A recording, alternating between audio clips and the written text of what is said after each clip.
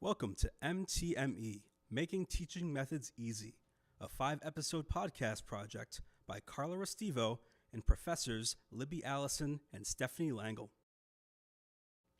Our goal is to create a complete and understandable platform on music education methods and how to apply them.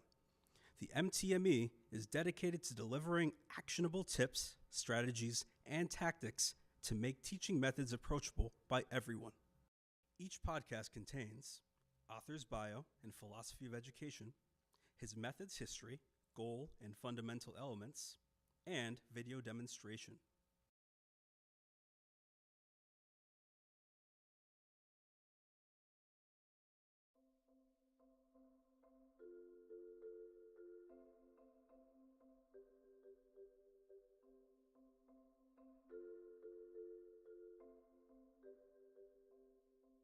Let's start with a brief bio. Carl Orff, composer and music educator, was born in Munich on July 10th in 1895 and passed on in Munich on March 29th in 1982. He showed a great interest for the opera, especially of the Romantic period. Fascinated by Debussy, he composed his first works inspired by the melodies of the French author and presented them to the public between 1910 and 1914.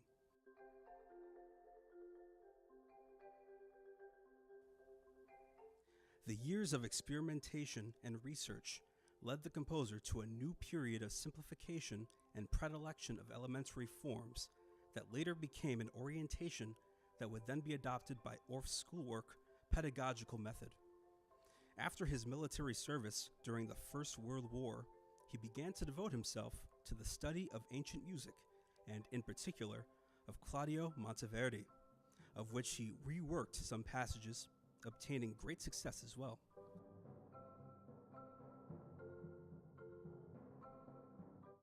In June 1937, Orff presented the Carmina Burana in Frankfurt, receiving great success.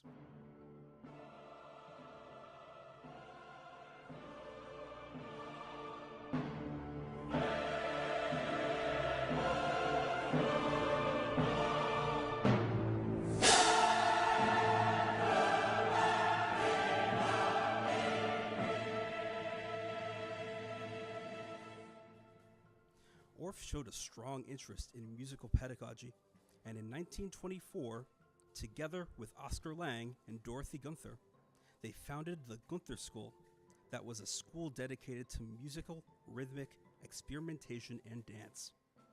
In 1930, he published a manual titled Schoolwork, where he shared his methods in it. He also provided a curriculum of songs and activities for the teachers, most of which were based on German folk songs and poetry. To go with the programs, he also developed easy-to-learn percussion instruments. He had received honorary doctorates from the University of Tübingen in 1955 and the University of Munich in 1972.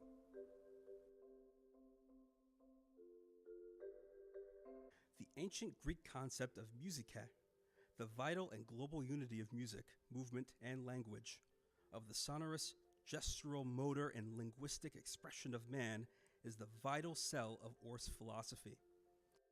Musica is an anthropological constant of human expression beyond the cultural environment, the historical epoch, the age, and the evolutionary stage of the individual.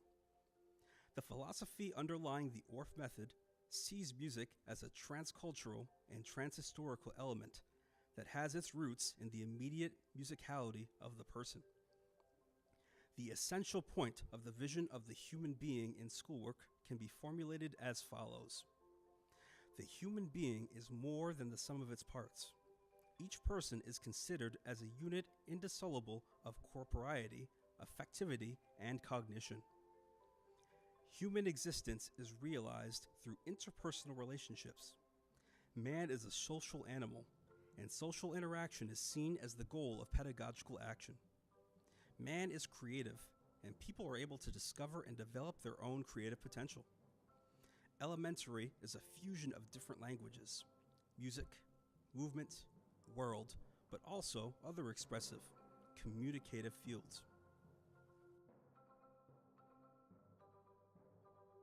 The Orff system is rooted in an educational conception that takes care of placing the child in a reality that is constant and out of time, which recognizes the ties with the popular language, with the essential rhythms of life, with the life of nature. The teacher's role is that of proposing, activating, and stimulating the experience without paying particular attention to the valorization of the abilities possessed, but rather to the gradual learning process supposedly intuitive. Orff proposes mainly elementary forms, such as the ostinato and the rondo, and the use of the pentatonic scale of C as a return to the primordial melodic matrix without a particular insistence on conceptual contents.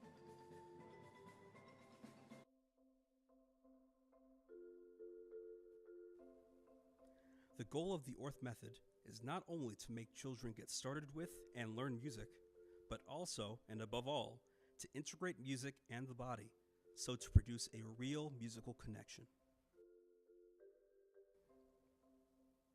Body. The body is the primary rhythmic instrument because it is already linked to the child's strong experiential paths. The body percussion is a very powerful means of forming and consolidating rhythmic perception and body coordination, also going to work on self-esteem and on the capacity for attention and concentration. Music, through the body percussion, is not only a personal work of educating oneself to listen to oneself, but when choreography requires the involvement of the group, it becomes a collective experience. Voice. The voice, used starting from its phonemic and inarticulate expressions, up to the word, to the verbal rhythm, to the language, to the song, to the choir. The voice is a means of exploration in the child, in the sound relationship with the world. The child experiences rhythm with the voice in the forms of nursery rhymes and rhythmic songs, flanked by gestures in order to coordinate the sound with the motor coordination and the gestural language.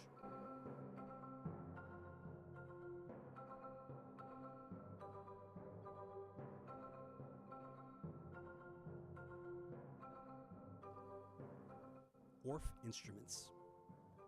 In the Orff method, instruments provide the means for students to experience musical inquiry, exploration, improvisation, and composition.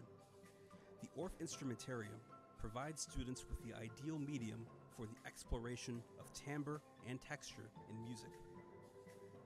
Unpitched percussion instruments, those that do not function melodically, engage students in a variety of rhythmic experiences.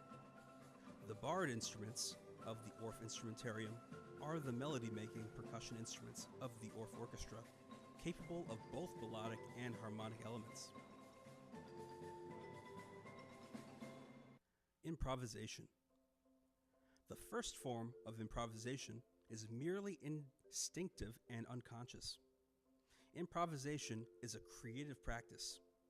Improvisation in the Orff method is a guided improvisation in rhythm and tonal aspects. Some means to guide improvisation are call and response, rhythmic canon, imitation, and memorization and repetition.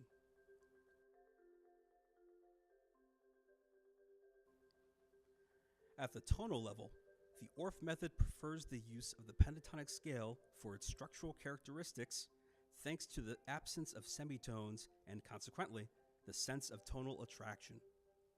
The pentatonic mode is generic and undifferentiated, and this makes it approachable for a first approach to improvisation. The technique of stubborn pentatonic ostinato of Orff's methodology allows the child to improvise and play without the worries of mistakes known, and moving the work on the rhythmic dimension, leaving the child free to create on his instrument his own rhythmic melodic formula in obstinate. In the pentatonic stratified stratum, Orff instruments such as metallophones, xylophones, and glockenspiels are arranged with only the laminate of the pentatonic scale, thus allowing the child the opportunity to participate in an improvisation activity that does not require musical and technical knowledge. The child's relationship with improvisation gradually becomes more and more conscious. The purpose of exploration is always knowledge. During this journey, the child acquires and rationalizes different elements of musical and motor language. The child begins to familiarize himself with the notation of music by strengthening his ability to read, to perform, to recognize perceptive.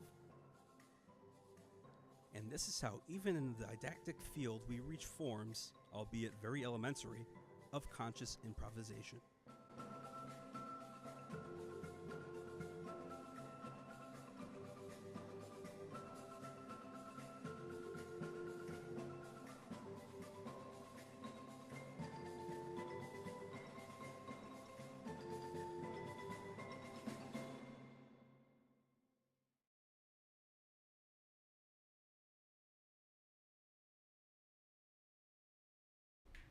One, two, ready and play.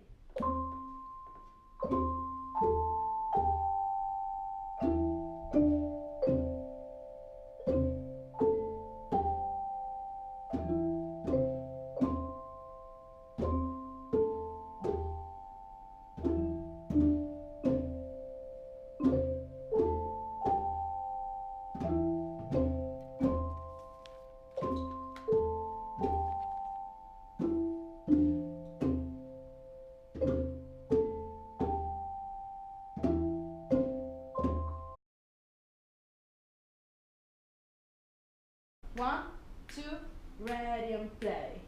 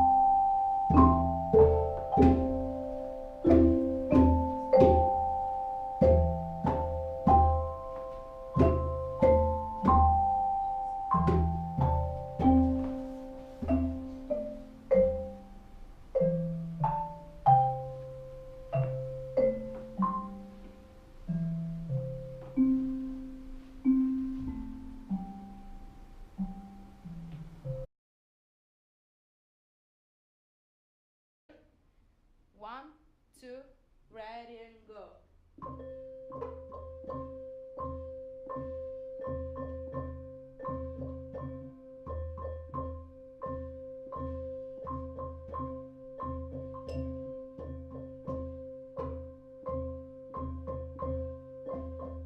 Okay.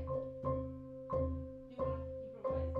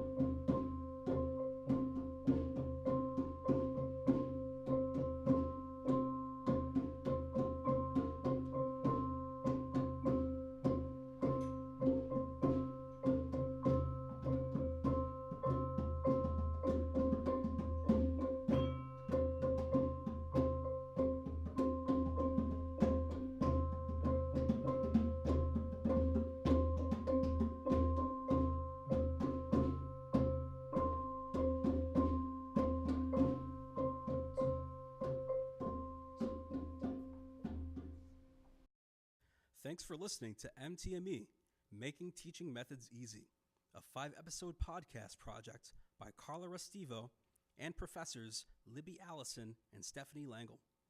If you want to know more, check out our YouTube page. Join us in the next episode on the Kodai method.